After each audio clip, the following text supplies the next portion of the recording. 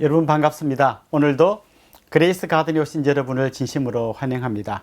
오늘은 두려워 말고 두려워하라, 이런 주제로 여러분과 같이 이야기를 나눠보고 싶습니다. 여러분은 세상에서 제일 무서운 게 뭡니까? 어릴 때는 보통 귀신 같은 걸 보통 무서워하죠. 그런데 사실 이런 두려움은 상대방을 정확히 잘 모를 때 오는 두려움입니다. 진짜 그 실체를 알고 나면 두려워할 대상이 아니라는 걸 곧 깨닫게 되죠. 여러분 혹시 놀이공원에 가서 귀신의 집 이런 데 들어가 보신 일 있으십니까? 처음 가가지고 갑자기 어두운 데서 뭐가 톡 튀어나올 때 사람들은 깜짝 놀랍니다. 정말 기절하기 직전까지 가는 사람도 있죠. 그런데 만일 하루 동안에 그곳에 한 5번 정도 들어간다고 생각해 보세요. 아, 저기 돌면 이런 인형이 툭 떨어질 거야. 근데 그건 인형일 뿐이야. 또 저기 가면 그 안에 어떤 스텝이 갑자기 이상한 옷을 입고 툭 튀어나오겠지. 그걸 다 아는 거죠. 그러고 나면 사실 하나도 안 무섭습니다. 그냥 유치한 장난일 뿐이죠. 보통 우리가 상대방의 실체를 잘 모를 때 불필요한 두려움을 많이 느끼게 됩니다. 그런데 거꾸로 이런 두려움을 이용하는 사람들도 있죠. 예를 들면 정치인들, 이런 사람들 중에는 두려움이라는 것을 무기로 사용하는 사람들이 많습니다. 마키아벨리라는 사람이 쓴 유명한 책이 있죠. 군주론이라는 책이 있는데요. 그 책에서 그는 이렇게 이야기했습니다. 군주가 될 사람은 백성들에게 사랑도 받아야 하고 또 백성들을 두렵게도 할 줄 알아야 한다. 그런데 사랑을 받으면서 동시에 두렵게 하는 건 어렵기 때문에 둘 중 하나만 택하라고 한다면 백성을 두렵게 할 줄 알아야 진짜 훌륭한 군주가 된다. 이렇게 이야기했습니다. 많은 독재자들이나 또 정치인들이 이런 걸 자기 나름대로 멋대로 해석해서 백성들에게 두려움을 주어서 자기 나라를 통치하려고 하는 경우가 굉장히 많았습니다. 말 안 들으면 감옥에 가둔다, 말 안 들으면 죽인다, 시범적으로 누굴 죽이고 백성들을 두렵게 하고 내 말 잘 들어, 이렇게 해서 자기 마음껏 세상을 다스렸던 그런 군주들이 많이 있었죠. 그렇다면 이런 군주들이 두려워하는 건 뭘까요? 이런 정치인들이 두려워하는 건 뭘까요? 두려워하지 않는 백성을 제일 두려워합니다. 이런 거죠. 너 말 안 들으면 감옥에 가둔다? 감옥에 갇히지 뭐. 너 말 안 들으면 때린다? 때리면 맞지 뭐. 너 계속 그러면 너 죽인다? 죽이면 죽지 뭐. 사실 이런 사람들을 어떻게 해볼 수가 없습니다. 우리 기독교 역사를 살펴보면 정말 믿음으로 살았던 수많은 사람들이 이런 방식으로 살았습니다. 두렵게 하는 자를 두려워하지 않은 거예요. 출애굽기에 보면 그 산파들의 이야기가 나옵니다.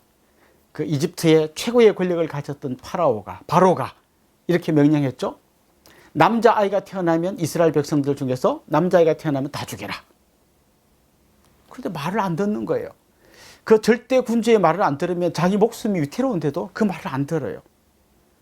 그 바로의 명령을 듣지 않았던 산파들, 그들은 왜 그 바로의 명령을 듣지 않았을까요? 정말 바로의 명령이 그들에게 두려움을 줬을 텐데 그들은 왜 두려워하지 않을 수 있었을까요? 그들은 진짜 두려운 분을 알았기 때문입니다. 그들은 정말 그 어린 생명을 만드시고 그 생명을 세상에 보내시는 하나님을 더 두려워했기 때문에 바로를 두려워하지 않을 수 있었습니다. 사도행전에 보면 예수님의 제자들이 유대인들에게 붙들려가서 감옥에 갇히고 매를 맞았습니다. 그리고 그들을 내보내주면서 한 번만 더 걸리면 너희들은 죽는다. 그런데 그들은 그 말을 전혀 두려워하지 않았습니다. 왜냐하면 그들은 그 유대 관리들보다 하나님을 더 두려워하고 있었기 때문입니다. 진짜 우리가 두려움을 이기는 길은 한 가지입니다. 두려워하지 않아도 될 것을 두려워하지 않을 수 있는 비결은 진짜 두려워해야 할 한 분, 하나님을 제대로 기억할 때 우리는 그 모든 두려움을 이겨낼 수 있습니다. 사실 두려움을 제일 잘 이용하는 건 마귀입니다. 마귀는 두려움이라는 무기로 사람들을 움직입니다. 그런데 그렇다면 이 마귀가 우리를 두렵게 할 때 이걸 이겨내는 방법은 뭘까요? 두려워하지 않는 것입니다. 귀신을 섬기는 사람들이 이런 이야기하는 걸 들어보았습니다. 귀신은 섬기면 섬길수록 더 달라붙는다. 처음에 귀신이 무서워서 귀신을 섬기다 보면 귀신이 그 사람을 더 꼼짝 못하게 만들어 간다는 거죠. 그래서 이사도 아무 날이나 하지 못합니다. 뭔가 물어보고 날짜를 잡아야 하죠. 나중에 되면요, 못 하나도 자기 마음대로 박지 못합니다. 귀신은 두려워하는 사람에게만 영향력을 미칠 수 있습니다. 자, 그렇다면 귀신 혹은 그 배후에 있는 귀신의 우두머리 마귀를 두려워하지 않는 비결은 뭘까요? 진짜 두려워할 분을 두려워하면 됩니다. 사실 마귀는 예수님에게 도전했다가 예수님이 부활하시면서 그의 머리를 짓밟혀 버렸습니다. 예수님은 마귀의 머리를 짓밟으시고 죽음을 끝장내시고 부활하셨습니다. 그 이후로 마귀는 힘을 쓸 수 없는 존재가 되었습니다. 특별히 예수 그리스도의 보혈의 능력과 부활의 능력을 믿는 사람들 앞에서 마귀는 아무 힘도 쓸 수 없는 존재가 되었습니다. 대신 마귀가 할 수 있는 게 있습니다. 마지막까지 할 수 있는 것 한 가지는 우리에게 두려움을 주는 것입니다. 이걸 제일 재밌게 표현한 분이 있는데요. 존 버니언이라는 사람이 쓴 철로 역정이란 아주 유명한 소설이 있습니다.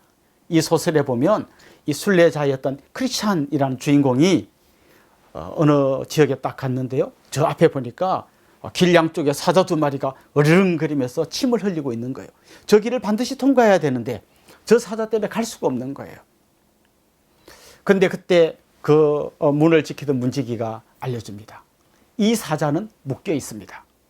이 사자는 묶여 있기 때문에 겁을 줄 수는 있지만 당신을 해칠 수는 없습니다. 자, 그렇다면 이 순례자가 선택할 수 있는 길은 딱 2가지가 있죠. 무서워서 돌아가거나 아니면 저 사자는 묶여 있기 때문에 나를 해치지 못해. 그리고 무섭긴 하지만 두려움을 뒤로 미루고 그 사이로 지나가는 거예요. 바로 이겁니다.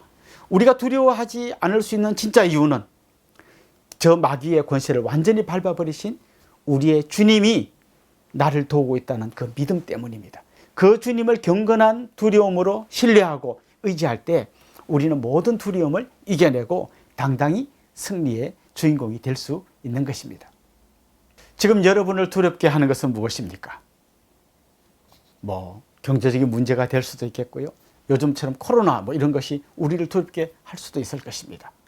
그런데 진짜 중요한 것은요, 이 모든 세상을 통치하시는 하나님 한 분을 내가 온전히 신뢰하고 경건한 두려움으로 그 하나님을 바라볼 때 우리는 우리를 둘러싸고 있는 수많은 두려움들을 이길 수 있을 것입니다. 여러분, 두려워 말고 두려워하십시오. 감사합니다.